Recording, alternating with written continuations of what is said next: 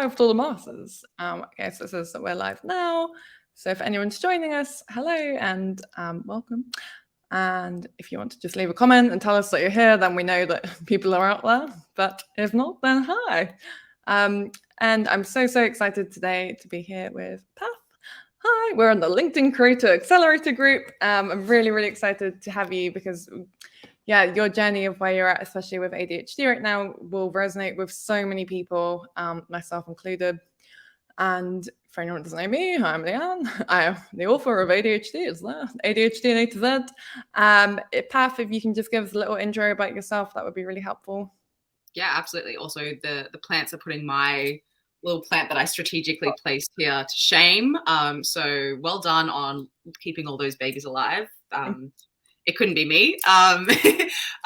So hi everyone, my name is Paff Evara. My pronouns are they, them.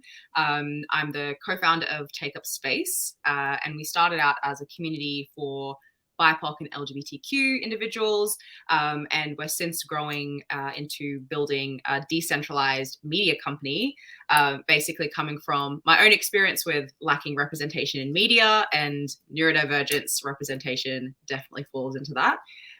Before diving into that space, my background is in agency. So I used to run a digital marketing agency specializing in paid ads and just selling stuff to people. You know, those ads that follow you around that are really creepy. That was me. So yeah, that's a little bit about me. Oh. So I'm going to get completely off track, but I'm interested. So what is a decentralized media agency? Company. Great question. So basically, Take Up Space operates in like the Web3 space. And the Web3 is basically like the new iteration of the internet. So Web2 is basically social media. Web1 was when the internet started and you could just like see content, but you couldn't create your own. So Web3, the best way to describe it is this ethos of decentralization. Right now we're on LinkedIn, which is fab. Obviously, we love LinkedIn, but it is a centralized platform, which means that the content that you're producing, you don't necessarily own. And a lot of the time on different platforms like TikTok, for example, you will put a lot of value, a lot of content. You're basically the product. Like if all the creators left TikTok tomorrow, there wouldn't be an app anymore. But you're not necessarily, reaping the benefits or having the value come back to you. So this question of decentralization is, okay, if we were able to decentralize and not have one, central platform that has all the content, all the data, what could that look like? And then in terms of media, it's more around decentralizing like the organization structure. So instead of having like a very, editor-in-chief and then content creators, and again, all the value kind of flowing up to the top. It's more thinking around how can we create in a community sense and also have ownership flow back to people. So yeah, we've literally just started this journey and it's super exciting. So I'll come back when I have a bit more to share. I keep hearing Web3 and like, what is Web3? And the closest thing I'm thinking of what you're saying is kind of like Spotify, when people can make money from their own like songs on that. And no, it's probably but then Spotify really makes all the money. So yeah, exactly. It's like, think of the platforms we all have now, but it's basically built on top of blockchain technology. And blockchain allows things to be trustless, and basically allows you to remove the middleman. So instead of having a middleman who is kind of siphoning all the content or the data through, if you have technology that allows you to just do that yourself, you can kind of take that away. It's quite technical, but I just more like to think about like the impact it can have on creators, for example. If you can own your own data and content and actually like reap the rewards, that's pretty cool.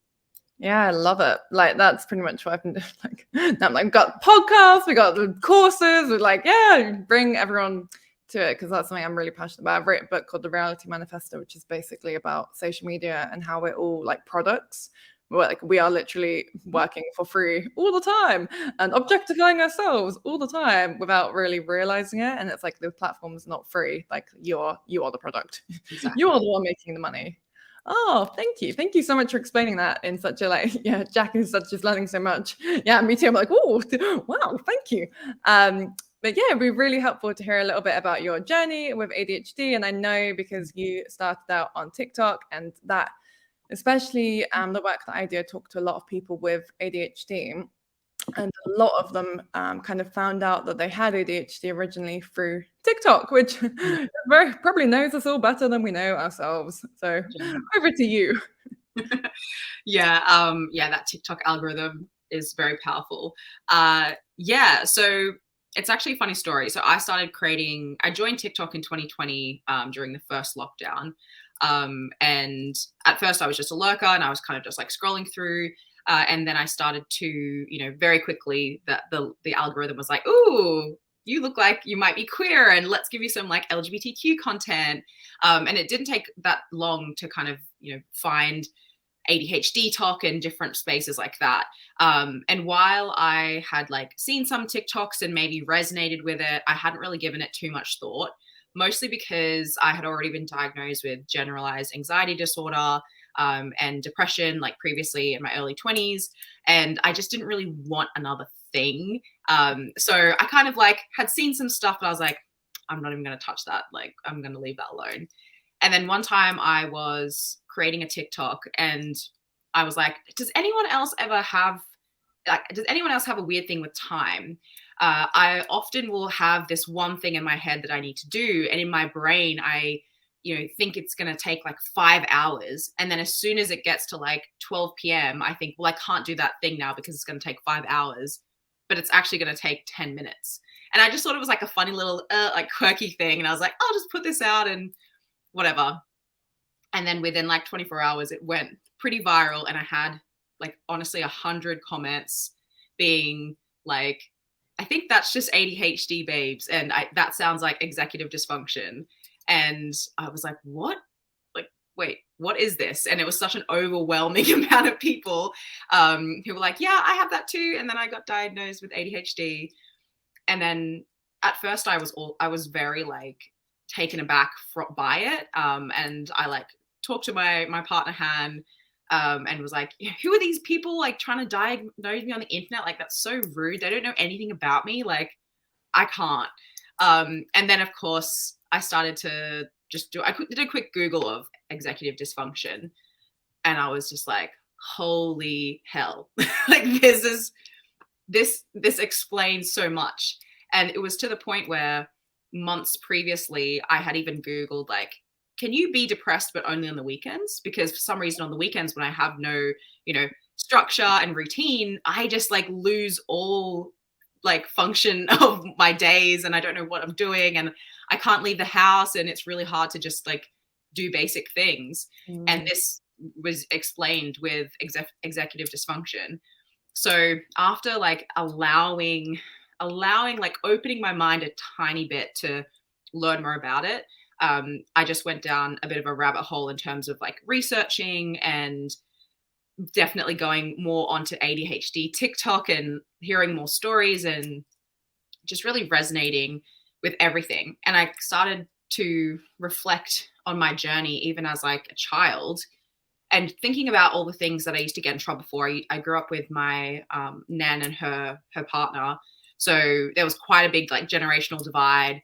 And even though I was a really good kid, I would also always get in trouble for like this, what I thought was the stupidest things. Like I would always be losing things, or I would always forget to turn the light off or the fan off when I would leave a room. And I started to realize all the things I would get in trouble for, even to the point of like not wanting to eat mushrooms, like hating mushrooms, but being forced to sit at the table and to eat it. It all was like neurodivergent traits. So it was just like seeing my life, like putting glasses on and seeing it, through a different lens for the first time. And everything just started to click. Like even now I'll think back to random memories or moments that have happened like throughout my childhood or as a teenager or in my early 20s. And it's like, oh, that is the most ADHD or neurodivergent thing I've ever heard. So yeah, that's kind of how that journey started. I was super, against it. And then as soon as I started to learn more, and as soon as I started to really research into it, it just made so much sense. Yeah, thank you. Yeah, even as you were saying there, I was like, oh, it hits so hard. I resonate so much with this.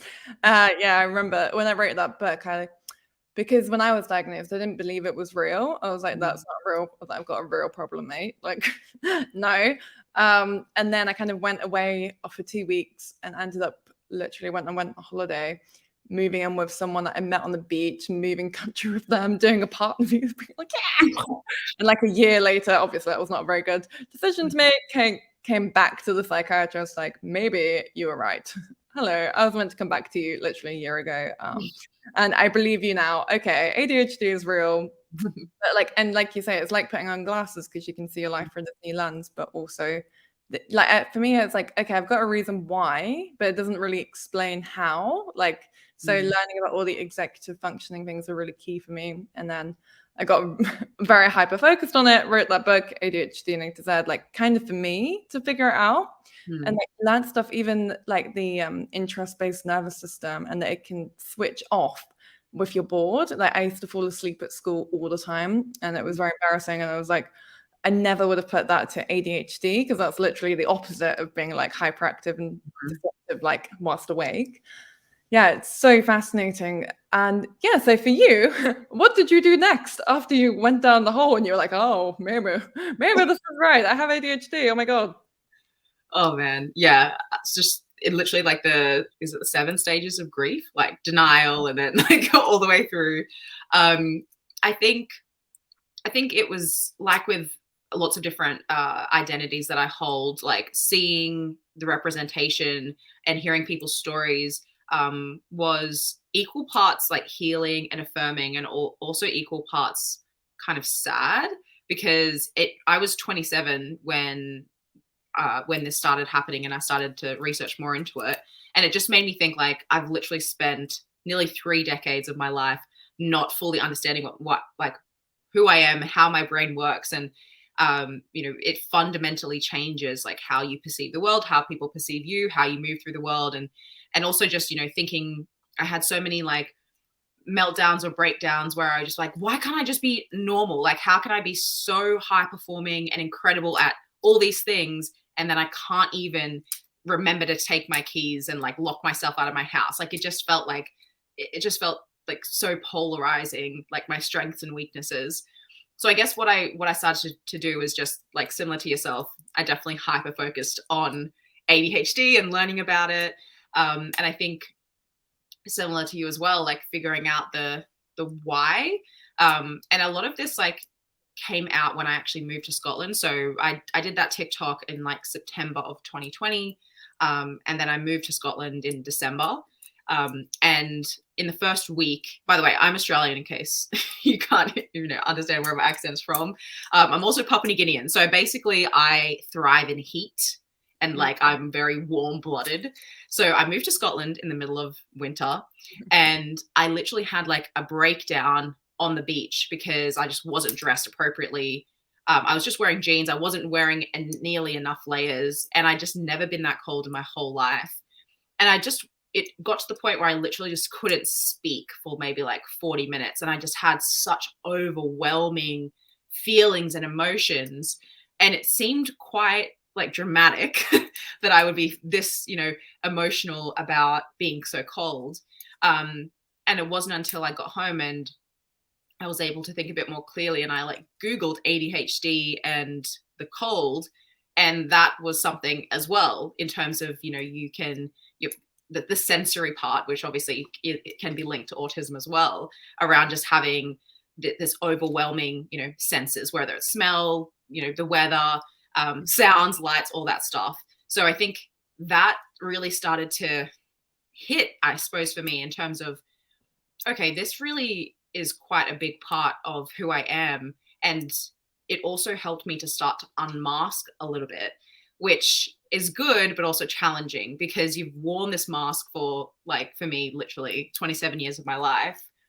And then you start to learn more about these things that maybe you've just repressed. Or for me, I would be super overwhelmed or overstimulated, what I recognize now. And I would just like lash out and like have like an angry outburst. And I'd be like, oh, I'm just an Aries. Like, I'm just spicy. That's just how I am. So it was interesting learning more about it. but then it also made it more challenging because by unmasking, you not necessarily lose your coping mechanism, but you just are a bit more raw and vulnerable instead of just being overstimulated, not realizing that you're overstimulated, and then being like, you know, having road rage on the drive home or something. You are like, oh, this is happening because of this, and you're kind of like intellectualizing it as it's happening. So yeah, I think for me it was really like moving to Scotland, which also like leaving my home, leaving my routine. I was a competitive powerlifter, so I was like super strict in terms of like, I go to the gym at this time and I eat the exact same thing every day and I measure everything. And so that was like a huge shift and change, which definitely I think brought out my neurodivergent traits even more. So yeah, it was definitely like a part healing, part traumatic experience of understanding myself, and, you know, my neurodivergent traits, and kind of going through that process. Yeah, which was challenging, but definitely is more helpful now, understanding like why I am the way that I am. Yeah, because like I think with ADHD as well, it's like once you learn about it, you're like, okay, I've got it. For me, it's like having glasses and you can see the mess that everyone has been Yeah, yeah. the whole life that I'm very messy, and I'm like, I'd be like, I've cleaned. Like, what do you mean? I've tried really hard to clean. And then like it was like being able, especially taking the medication, I was like, I can see, like now I look around my flat, I'm like, oh, maybe this is why I'm stressed out. But I could just ignore it before. And then like once you can actually see it, it's even worse because like you don't have the tools there to know like what to do with it, especially if you're in like an adult and you've lived your whole life like that and you've got these different ways of coping, Yeah. and like masking. And then suddenly it's like, oh wait, but now I have to second guess everything, including the way that I think, but I don't know how to deal with, like, you know, don't even know how to clean the house. How do you use a mop? I don't know. Still not really sure. I've got a kind of mop that squirts and they're like rub stuff, but don't really know how you're meant to do this in a way that, and then you don't like walk over it again and get everything very done. Yeah. Like you don't have the routines in place. So that's kind of why I did the coaching, which I found incredibly helpful for me to like actually learn how to work with it. But for you, so yeah, it sounds like you've been through so much, and I fully feel the cold. And like that, it's amazing that you did that. Like, God, Scotland must be a very, very big culture shock for you coming from Australia. But did you then like seek out a diagnosis, like this kind of path? Because I know we were talking about that earlier, and I think the same thing. So many people are in the same position where like they know. So like me as well, with different things. I'm like, okay, I know that I've got this, and now what do I do? Yeah, I think for me, because the TikTok happened in September, and then I literally organized an international move in the middle of a pandemic until December, and then I got to Scotland. So for me, it definitely put things on the back burner a little bit because I just didn't know where to start. So now I've been in Scotland for nearly 2 years, and I've only just, got like an appointment and something booked in now, to be diagnosed with ADHD. But I'm at the point where it's challenging in different ways. So as I said earlier, I was raised by my nan, and her partner. So like those are the people who were my parents essentially. And unfortunately, Doug, the partner, has now passed away, and my nan is in a nursing home in Australia, with dementia. And a part of getting a diagnosis is having like a parent to, talk about how you were like as a child.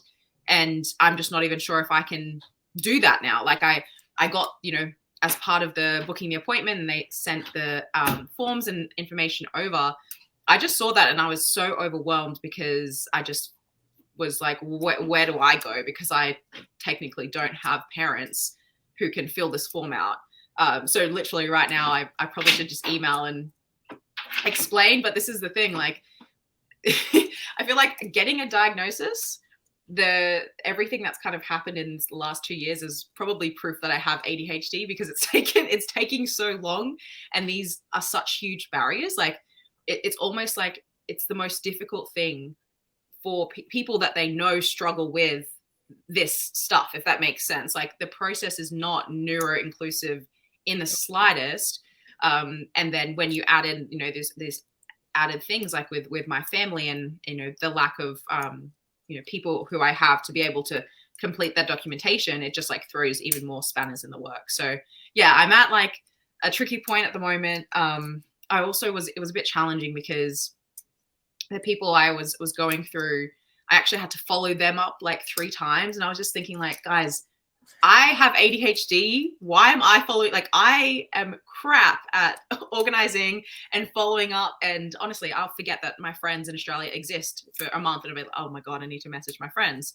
So I think that it just needs a complete overhaul in terms of, okay, we understand that we are serving the neurodiverse community. How can we make this process neuro inclusive? Like, it just seems so at odds. So I'm very hopeful that I will be able to find a workaround and get the diagnosis, because I do think it will be affirming. And then obviously with ADHD, you have potential to access medication and try different things, which I'm definitely open to doing.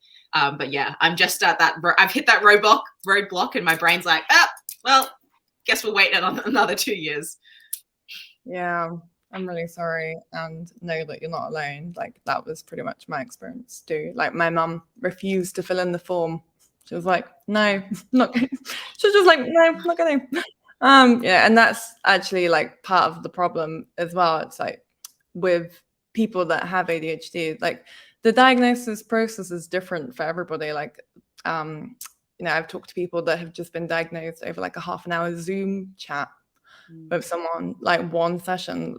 As I mentioned, like the psychiatrist I went to, I was like, okay, I'm like, fine, that's not actually that of a socially bad like problem. So I was like, fine, give me the medication. He was like, no. He was like, you need to do it, you need to do these forms, nurse, and I was like, yeah, right. And that's what stopped me from even going back. So I was like, right, I can't be bothered to do all of that. Like, and it is the ADHD and the executive dysfunction. You're like, okay, light off, goodbye, can't be bothered to do that anymore. But the yeah, you will be like, with me, they accepted things from friends, and like, some of them are more rigorous and want like school reports. And I was like, I didn't have a school report. I didn't even know my birth certificate. Like, a school report, God knows what that is. Like, yeah, and people with ADHD often, like when I was diagnosed, didn't even have a GP because I couldn't stay in a country longer than like 1 month. I was just constantly moving around. And like, if I went to see doctors, I was like, I feel like I'm maybe not okay. I keep destroying my life. And they're like, no, like, you're great. You're just living your life. I was like, I don't think this is okay. And they're like, yeah, you got a law degree. I was like, oh, yeah, like, that doesn't speak. Quite bad. And they're like, no. And like, I was literally almost about to kill myself. It was so bad. But it's so hard to even ask for help in the first place when you're in that. And like you said, like, even getting there and getting an appointment is like so emotionally challenging on so many levels, and like literally challenging, because is your appointment with the NHS or is it private? So it's through private, yes. Yeah, because like the NHS, that's pretty much why I wrote the book, because my GP, welcome to the start of the un-ADHD friendly process designed by an ADHD sadist, of being like, hey, you know what, these people, they have problems with executive functioning. How about we make them jump through 500 administrative hoops every month to get their medication? And then we'll, basically add in all the stigma of even getting the medication in the first place. Like, when I go to the pharmacy, they're like, it's a controlled drug. I'm aware, thank you. Like, I know that one. And I have to write it down. I have to write down my birthday and like the fact that it's a controlled drug every time, which is just so depressing and like stigmatizing. And the fact like that I have, now I'm thinking about going away for a couple of months. I'm like, how do I do that? Because they'll only give me a month of my medication at a time. So it's just like so many administrative painful hoops to jump through. And yeah, and so when I was talking to my GP about my medication level, because again, like even being diagnosed privately, which is something I really wanted to talk about, because when I was diagnosed, when I got the full diagnosis, they were like, okay, here's some medication. It's going to cost you, medication was £100. And then they're like, and then you're going to have to come back here every month to get more. And that appointment will cost you £200 a month. I was like, so you want me to pay £300 a month?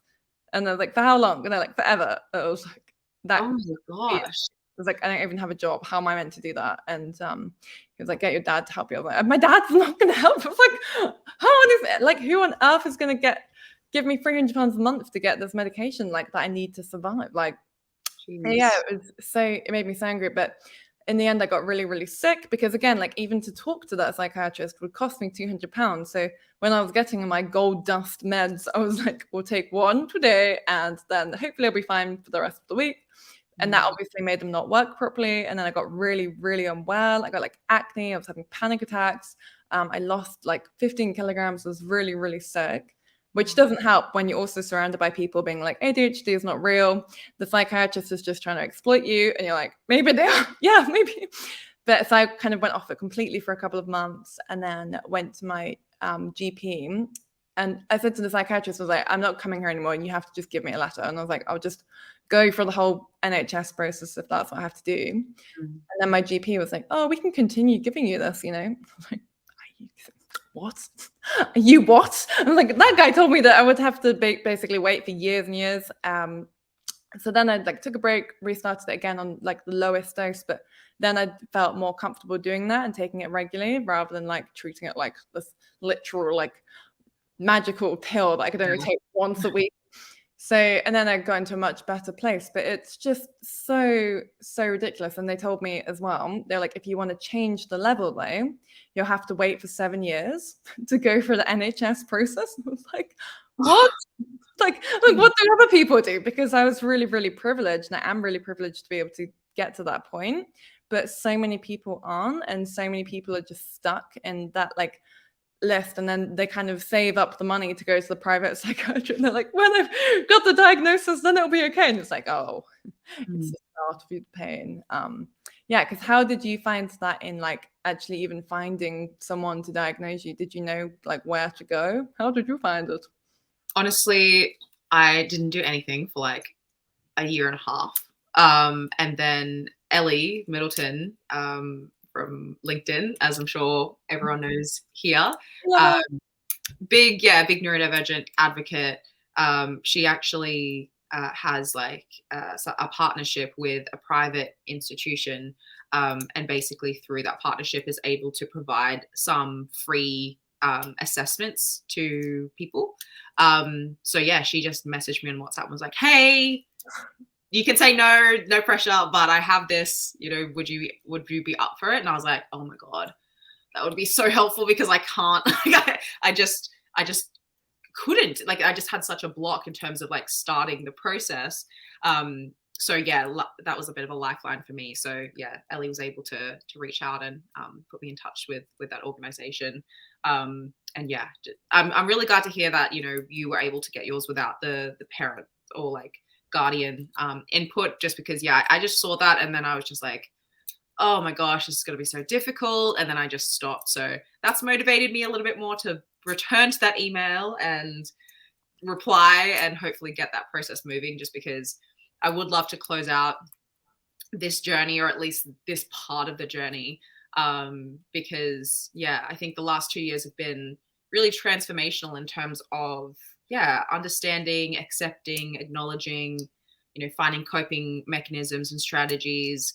And what's also been really helpful and just really eye-opening is my partner, my wife, Han, also has ADHD, or self-diagnosed with ADHD. So we've kind of been going on this journey together, and it's been really amazing to have someone who understands. And, you know, because sometimes I think you say things out loud like, oh, if we don't get up right now, I feel like I'm not going to be able to do anything else for the rest of the day.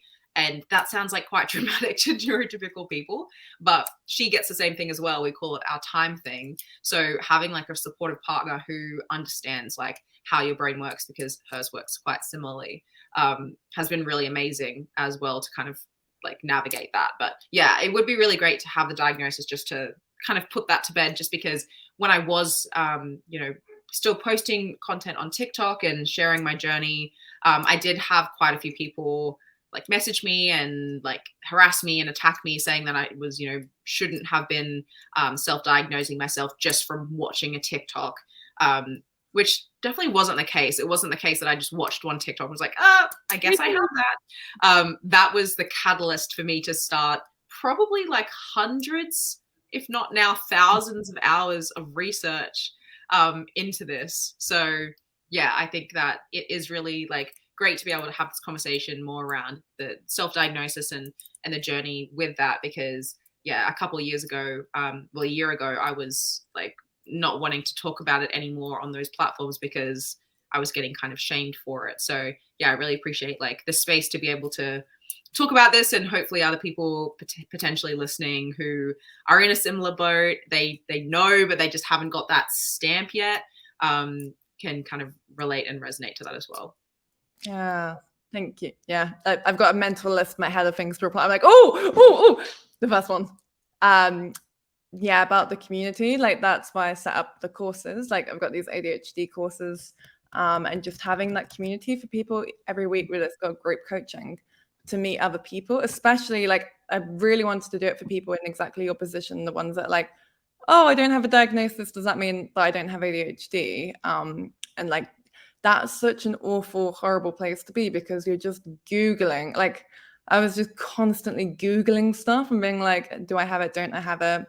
And then I wanted to say about the forms. Yeah, don't like. I was talking to my friend actually because I was like, what was it like before I was diagnosed with ADHD? And she was like, you would just constantly make plans with everyone, with like loads of random people at the same time, and then try to bring us all together to the same plan. And she's like, and then you wouldn't turn up to the things that you organized. And she's like, and then we'd be there with like random people, and then or you would come like really late, and then you'd be like, I've got to run to another thing. And she was like, it's just like you're constantly like on the go from one person to another, and you couldn't say no to anything. But she said when you first told me about the ADHD thing, she told me you had these forms to fill in, and you said that like, you know, your family basically wouldn't help you. So you said, oh, it doesn't matter. I'm just going to fill them in myself. I was like, did I say that? Wow. I was like, I did actually get a boyfriend to fill it in at the time. But like, yeah. So, and that's the thing as well, like with these forms, right? They're just literally like a checklist, and there's nothing stopping you. Like, my dad filled one in and put little stars all over it, and then at the bottom, like put all these notes, like I was not there, but I heard this from Leon's teacher, or heard this down the group. And the guy was like, "Oh, your dad," and he was like, "That's a very interesting reply." But the forms are just a checklist, and I guess that goes into the next point, which is like the diagnosis itself. It's just a tick box exercise. Like they don't have a physical test. They don't make you walk down a straight line. Like even they just literally ask you the same questions that you can find on the internet, which are not representative of like the true spectrum of ADHD. Like they don't even talk about the executive functioning parts of it, which is recently went and talked to the World Health Organization about it. I was like, you need to put rejection sensitive dysphoria in the criteria and like update it. Yes. Because it was made for like little boys, I don't know how long, 50 years ago, and they haven't updated it since. And there are so many people that are falling through the cracks. Like that's why I didn't really believe ADHD could possibly resonate with me. And like I said, like I was really suicidal when I was diagnosed. And that's how I know that I have ADHD. That's why I take the meds, because I'm like, now I'm okay. There is something, regardless of the labels, whatever. Like I was like, before I wanted to die, now I'm okay. So they've done the job. But it's like, you know, now, especially doing it as a job, like I've learned that the suicide risk is 5 times higher for people with ADHD. Like 1 in 4 women with ADHD has attempted suicide, and all these things are not reflected in the diagnostic criteria or the assessment whatsoever. Like you're just asked a basic list of questions, but it's so frustrating to be in a society where it's like, oh, you should have the stamp from a random person, and then you can join this community. But like the self-diagnosis part is actually how you even believe that, because at the same time, like so many people are misdiagnosed throughout their life, and things are missed. So it's like, just because one psychiatrist might say you do have ADHD, another one might say you have something completely different, and it depends even like on how you're feeling that day, like with that psychiatrist. Maybe you're like me, you're being like, I'm actually okay, I don't know, and take it really, really literally. Like it's such a like huge, annoying, complex issue, and I'm so glad to be able to have this conversation with you. Like I can see that people are saying like it's really helpful to hear other people having the same blockers, and someone is on the waiting list of 5 years. Good luck, Amy. Yeah, like I went to my doctor 2 weeks ago and I was like, I'm going to try this. They're like, proper, I'm going to go to the GP because I found out all of these things about complex post-traumatic stress disorder. And I was like, that is definitely on the nose. Mm. And now I'm on a waiting list for like 1 year, but you know, the GP was like, I don't want to leave you for 1 year. She was like, you need help. So she referred me for therapy and stuff in the meantime. But it's like when I get that diagnosis, that would not mean literally anything because I already know that I have that. So it's more like the stamp on top of what you already know about yourself. But yeah, and I wanted to talk to you about the stigma that you experience because I think I get a lot of messages from people similarly that are like, oh, I don't want to offend you, but I believe I have ADHD. Is that offensive? And yeah, of course not to me, but I think for people to be bothered to go and like comment or like message someone and say like you shouldn't be talking about it because you don't have this official stamp is, yeah, it's such a frustrating world that we live in. Like, how did you navigate that? That must have been really, really hard to deal with. Yeah, I think like when you are sharing your story on any online visibly for people to see it and interact with it and share their 2 cents, it's a very like vulnerable position to be in. And at the time I had been like posting on TikTok for maybe 9 months, and I had received racist, homophobic, ableist abuse on there for many different things, just being like an openly queer mixed race person talking about my experiences as such. So I didn't have a thick skin because RSD, but I was kind of like used to, or I had experienced, quite awful things being said to me. So when like I had someone literally, you can do this thing where you stitch. So basically like you reply to a video and you have a bit of their video play and then they start talking afterwards. And usually people use it to like piggyback off being like, oh, loved what they said, I'm going to add more, or being like, that was trash and I'm going to tell you why. And hers was more of the second one. And it got to the point where she just kept posting these videos about me and saying it was really harmful. And as someone with ADHD, she was kind of like putting the hammer down on me.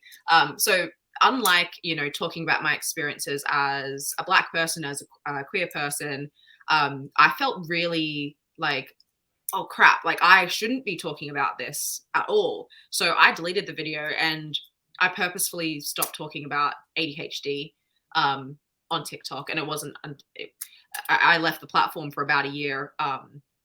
Not necessarily because of that, but because of other fun transphobic things that happened on there. So yeah, it was really challenging, but that was the only kind of time where I let it change my behavior. When I would receive any, hateful things about my race or my sexuality or my gender, I would be like, well, you're obviously bigoted and it's made me upset, but I'm not going to change because that's who I am. Whereas this, it kind of like shooed me back into like the neurodivergent closet. I was like, oh, I shouldn't be talking about this. I'm going to stop doing that. So yeah, I think what happened after that was like, I kept researching and understanding. And that was a time where I started learning more about autism as well. And so me personally, I think that I'm very likely have both. So that just kind of all started to happen offline. And I was just, on social media, following different accounts, still hearing their stories, but I wasn't really putting myself into it.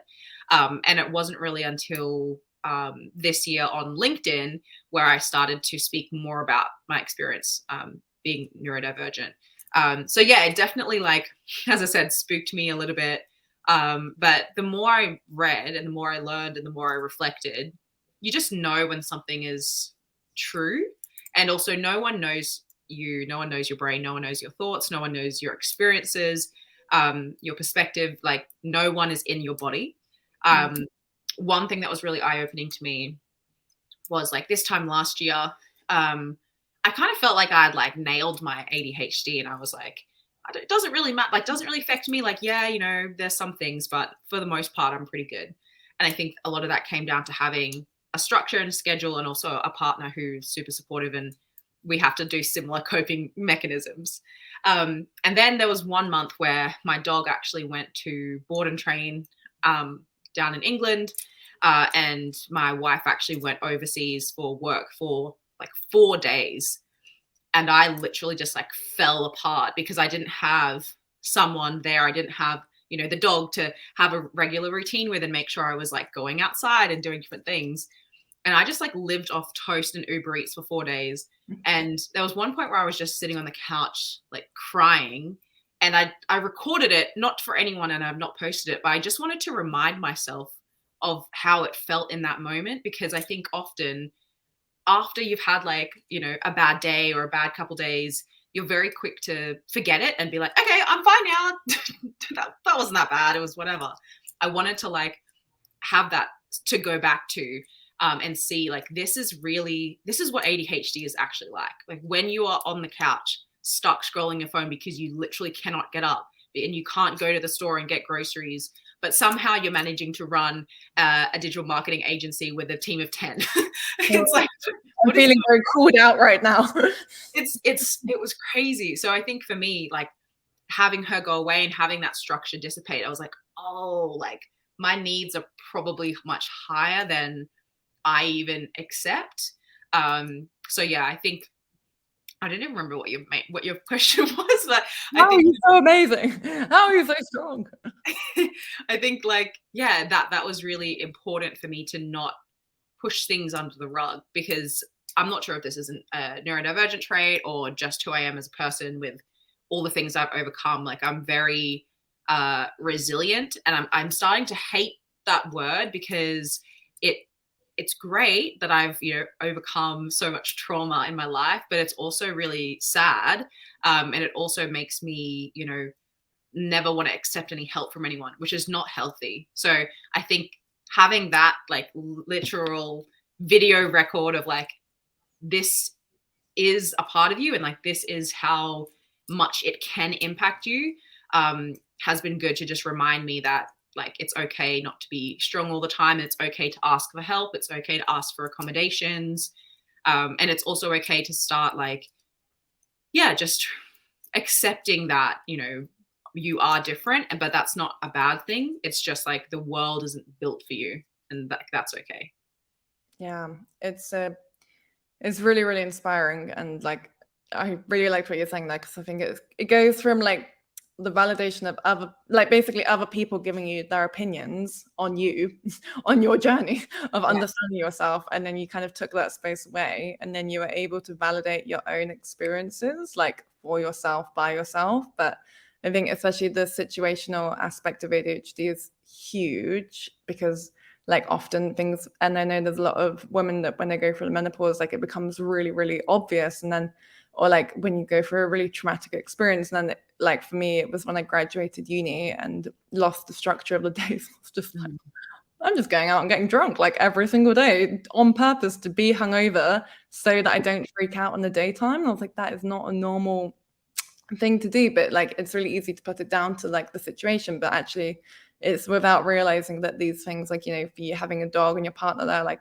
these are the things that are keeping us there, like the coping strategies. They are the environmental like needs that we need. And also really reminds me of I have a post about like workaholism and ADHD. It's like, oh, you're an attention deficit workaholic. I went to a Workaholics Anonymous meeting once, and literally half of the people there had ADHD. And it was like, this is a thing here. And then like researched it a bit more and found like 33% of people with ADHD, like workaholic definition criteria meeting. And yeah, and again, it's something that you wouldn't traditionally associate with like what we're led to believe ADHD is, because I mean, and especially the internet makes it so easy to like appear so productive and like doing all of this mess. But it's like, actually I can do all of that from my sofa, but then I can't get up and make lunch like that. So and it makes it even harder, because I feel like for me, I build myself a prison where I look great and my life looks like, ironically now, written the book on ADHD, got the company ADHD Works, ADHD coaching people all day on the issues. I'm like, I should probably go outside one day this week. Maybe we should leave the house at some point. But it's really hard when you don't have the same structures that you're used to, and even if they're not necessarily like healthy structures there, and then just finding them. Because yeah, and I think what you're sharing about your experiences on social media are so helpful and will be so validating for people. And someone saying, said, you have both inspired me to continue to talk about my own experience with ADHD and mental health. So thank you.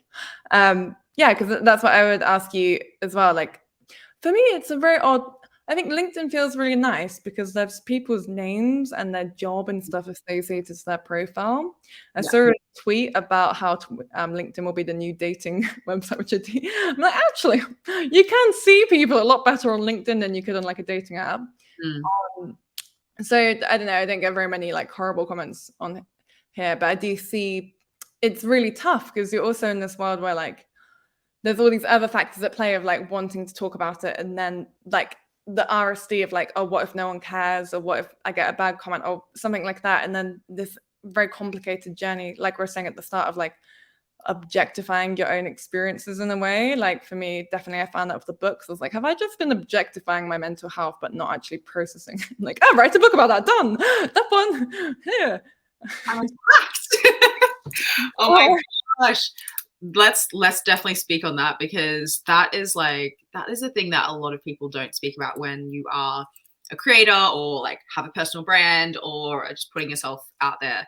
And that's kind of why I took a break from TikTok for like a year, because I would be in a moment and I would be thinking about something, whether it's like body dysmorphia or something to do with neurodivergence, and already I would be thinking like, how can I word this, and what can I do in terms of how can I make this into content in a really palatable way.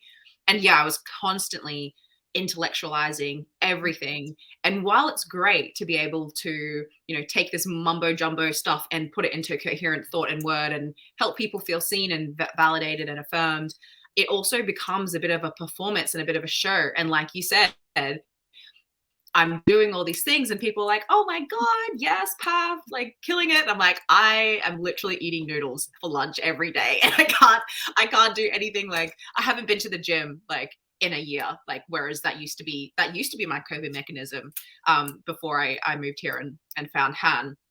So yeah, I think that is something that really needs to be considered, is like having that line between creation and authentic creation and dipping into different parts of yourself and telling your story, and then when it becomes performative or to the point where like your story is here and you are over here and there's like a disconnect.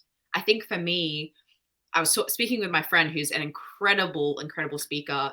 His name's Sabian Muhammad. He's a Black British deaf founder, and we were kind of speaking about this whole phenomenon of being public with your story. And we were kind of like, ruminating on being intersectional. What I think is working for me is I will like cycle through different parts so it's continues to be somewhat integrated. So sometimes I'll be like, right now I'm exploring internalized racism. And I'm really kind of looking into race and how that's impacted me moving through the world. And before that, I was really focused on gender and, using they, them pronouns and the colonialism nature of gender and all this kind of stuff. I think for me, it's like, I need to dip in and then I need to leave it. Because if I just spoke about ADHD all day, every day, I think that chasm would get even wider. And it gets to the point sometimes when you're speaking, you're like, I'm speaking, it's my story, but like, is this even me anymore? It's a whole thing. I think also masking really comes into that. And like a lot of neurodivergent folks often feel outside the box and maybe a little bit alien anyway. So we can have these like out of body experiences where we're like, hang on, wait, what's going on? So yeah, I think having breaks, having boundaries, making sure that you're spending time like meditating in your body, and not performing or trying to be trying to create content out of everything, I think is really, really important to not widen that divide even further. Yeah, it does literally. Like the platforms are doing it to our brains as well. Like I remember going to a Dance in the Dark experience. And I remember being in there thinking about what I was going to post on Instagram. And I was like, we got a problem. No. And for me, like, so it's something I often coach people on, social media, screen time, and these kind of things. But like just deleting the app even, or like looking at your screen time. And for me, something that helps is like, I used to have it literally written on my table, like, why am I posting this? Like, why am I even writing this? Like, why am I doing it? Is it because I feel like I have a debt to society to be like, hello, here's my trauma. I hope you're enjoying it. You're not alone. Because it can be, yeah. And like for me, like, I go so much therapy and coaching myself and making sure that I actually give myself the space to feel it, because it can be really easy to just talk about these things. And like there's something in me that I can talk about them all very, very fine. But like I did a Guardian podcast once on modeling, and then I just started crying. And I was like, oh, there's a feeling down there. Because normally people are like, you're so happy. How are you talking about these things so well? And I'm like, and especially on LinkedIn, like, I think when I started posting on it, I had deleted my Instagram. So I was just like, oh, I'm bored. Hello. And I didn't feel like I really knew anyone on there. So I was like, I don't really care what people think. Like, probably no one cares anyway. But for me, it's kind of like a diary. So I don't really think of, I'm not like, oh, what content should I post? I'm just like, hello, my life's a mess. Does anyone else resonate? Which country shall I move to? Pop quiz. Yeah, it's really literally today you did that. I had a coaching session before, and like it was a very ironic. It's an amazing woman called Ari Scott, and it was like I kind of realized this might be something as well to talk about with you, like the dopamine highs. And like we'd written these like 5-year goals when we started working together, like 6 months ago, and I've achieved them all. So I'm like, now what do you do? And it's particularly, it can be a very lonely experience doing this. And like when you get on the high of workaholism and you become like successful, because you're like, well, you're kind of doing all of these things in one area, but then it's like, what about the other areas of your life of like being able to switch off, being able to relax, being able to have fun? And I was like, I'm literally self-employed, and I don't feel like I could go on a holiday because I'm like, I've got so much work to do. And it's like actually just taking the space to step outside of it and be like, okay, how am I enjoying my life? Like, do you find this being a business owner as well? Like, are you also a workaholic? Do you? Yeah. Dopamine trap of your own making? Oh my God. That is, yeah. Short answer, yes, absolutely. It's really challenging because when I'm very lucky to be in the position I am now, where 4 months ago I wrapped up my agency career, and now I'm full-time into Web3 and what I'm building with Take Up Space, also the CMO for a decentralized autonomous organization. So give that a Google after this. It's called DAO. It's like BAO, but DAO. So I'm at a point where like I feel very aligned in terms of values, and just everything just feels very aligned. But that means that I want to work all the time because I'm like, I love this. Like this is my special interest. Take Up Space is literally like me and Han's baby, and I just think about it all the time. And I'm constant, like I'll wake up, I'll dream about it. I'll wake up, I'll already be like pretending I'm doing a meeting in my brain, or like coming up with ideas. So yeah, Alan's question, how can you avoid being a workaholic? I think what's been really important, especially working with like my wife, so that adds a whole other layer to it, both being co-founders, is just making sure that like we're taking time for us. We also have 2 dogs, so we were literally speaking today, like, how do we create systems? Because it all comes back to systems at the end of the day. You cannot rely on your ADHD brain to just remember to do everything, because it's effing impossible. You need systems to be able to, like, there's an amazing quote by James Clear, who's the author of Atomic Habits. Highly recommend that book for anyone. Very much resonated with me. And it's, you don't fall to the level of your goals, you fall to the level of your systems. I might be butchering it, but basically like your systems are like that bedrock foundation.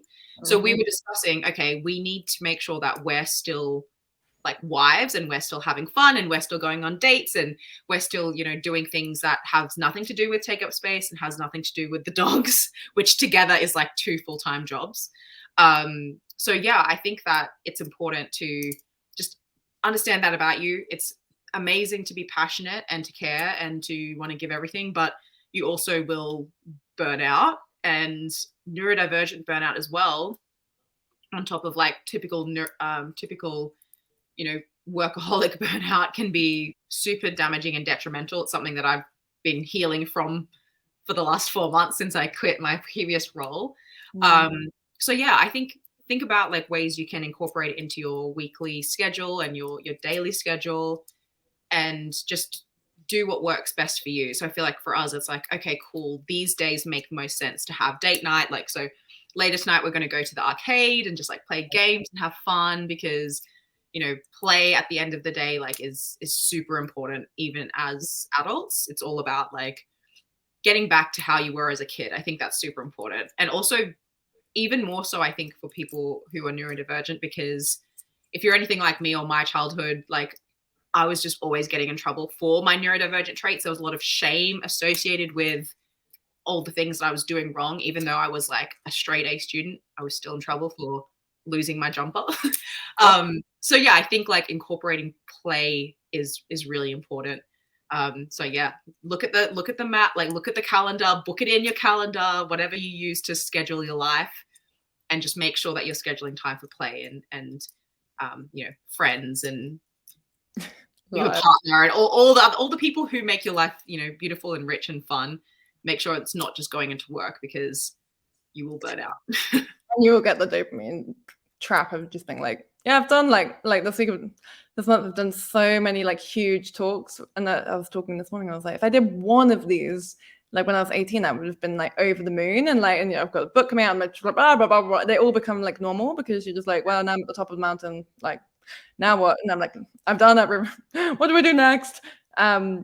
And like having ADHD as well, we're all about like going for the goal and like not very good at stopping and appreciating it and like celebrating. That's what I do as a coach. I'm like, that's amazing. You woke up.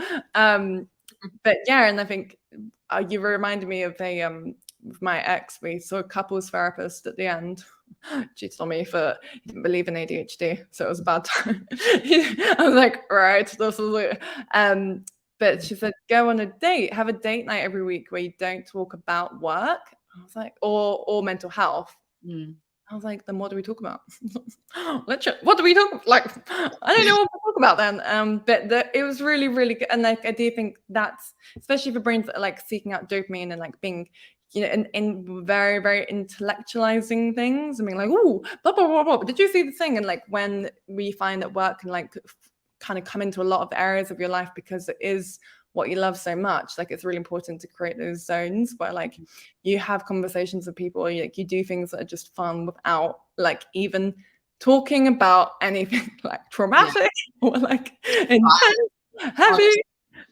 And I wanted, so Jacqueline McCullough on it, she's gone now, but so for me, like 6 months ago, I was working from like 6 o'clock in the morning till 10 o'clock at night, like every night. And I was in the share house, and I was like, I would just wake up and work. And the girls that I lived with would come home from going clubbing when I was waking up. And I was like, and then I would like sneak down to the kitchen and grab like a little slice of toast and be running back upstairs eating the toast.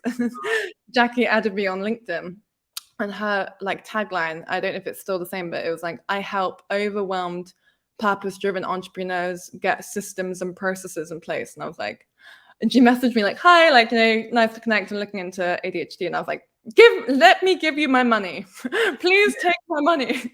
And she was living in Bali, and I was like, please coach me right now. And she was like, we were literally having coaching like a few times a week at 6 o'clock in the morning, but just getting those systems and processes set up, which like now I'm really good at, and like helping me to work with the virtual assistant as well, and like having like all these processes set up. So like it is life, even things like I pasted it recently, but like having templates for like responses to emails, so that you're not like, otherwise I would end up in I was having meetings with people all day, every day, like to hear about their business ideas. And then I was ending up working for their business. And I was like, wait, I'm not even being paid for this. I've not done my own things, and just like so overwhelmed. But I think it's the saying no and having the processes up and like sticking to them. Because when I started working with her, I was like, I can't. I was like, I was doing modeling. I was like, I literally can't do that. But she got me to think about what I wanted my life to be like in 5 years, which can also be a really difficult thing to do for like neurodivergent people with the time now or not now. But like actually writing those out and being like, wow, like I don't want to do modeling. Why am I'm not literally not driven by money really at all. So like, why am I doing modeling for money, which I don't need? Like, why am I even doing this at all? And it can help with like realizing what you should say no to now or what you don't need to do.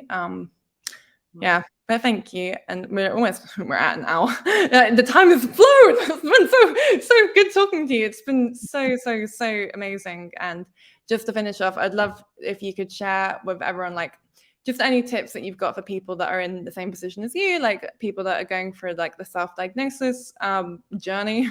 Anything that has helped you along this path like would be really helpful. I think what I would recommend is like confiding in a really close friend, whether that's like a partner or a best friend or maybe like a really close colleague if that's your jam, about like what you're undertaking, and potentially they can help, not necessarily like hold you accountable, but also just support you, because it is such a process. And for me, like I am doing more regular check-ins with my best friend back home about, she'll just be like, have you done anything like in terms of your diagnosis? I'll be like, no, I probably should. So yeah, I would say like, yeah, maybe get someone to help you through that process, because it is long. It is like so challenging. There will be roadblocks. It will take years. But also, to go back to what we've been discussing, like, who you are. Don't let like a stamp, dictate that. I think when it came down to, people kind of attacking me and saying that I shouldn't say that I have ADHD and things like that, I started to think, like, what's the worst thing that can happen for me if I don't have ADHD, but I really, really resonate with everything and the coping mechanisms I'm finding are working for me and my life is better? That's a win. Like, a win is a win, So yeah, I would just say like, try and take the pressure off yourself. Maybe try and have someone to help and support and maybe hold you accountable a little bit, because it can be really challenging. But also just know that, it's not everything. Like how you are as like a person and how you are navigating everything, and how you treat yourself as well. Like all of those things matter so much more than, a diagnosis or a piece of paper. It's just all about like getting better quality of life for you. And just focusing on ways and systems and people and things that can kind of help do that. So yeah, hopefully next time we speak, I'll have that little step just to, go back to that person and be like, guess what? I knew it. Thank you. I would add to that as well, apply for access to work. I think they have access to work in Scotland, but like you don't need them. That's also, I'd add, like, you don't need a kind of like formal medical diagnosis for things like access to work or to be entitled to like adjustments at work. Like those things don't really come into it. Like if you're in the workplace, maybe you're referred to like occupational health or something, but like ultimately like your experiences are your experiences, like you said, and getting the help from like access to work that can pay for a coach to help you get the systems in place, like these kind of things, especially for me, they're so much more helpful than like the diagnosis, which in itself was not that helpful. It just led to more like gaslighting of myself by myself and others, actually, because of how like bad it was. And so yeah, like and like I think what you said is perfect. It's like, yourself like better than anybody else, and like it's just focusing on your day-to-day life rather than like a label that you might, because ultimately at the end of the day these things are just labels. So like we come up with them like human beings, like, oh, like, well, a hairband. What is a hairband? Like we just like attached a name to that. So it's like, yeah, but yourself, and like there are so many amazing, wonderful things to having ADHD and being neurodivergent and being different, and like it's just validating yourself and your experiences. Thank you so much. It's been so amazing to talk to you and like really validating for me, and I think lots of other people as well. So thank you so much. I'm really, really grateful for it. Okay. I will end the live. Thank you everyone for watching us as well and listening. And yeah, thank you. Thanks, everyone. Oh, how can people find you? Oh, I'm like the only Paff anywhere. So Paff Evara on LinkedIn, and this is Paff on Twitter and Instagram. Thanks. And goodbye.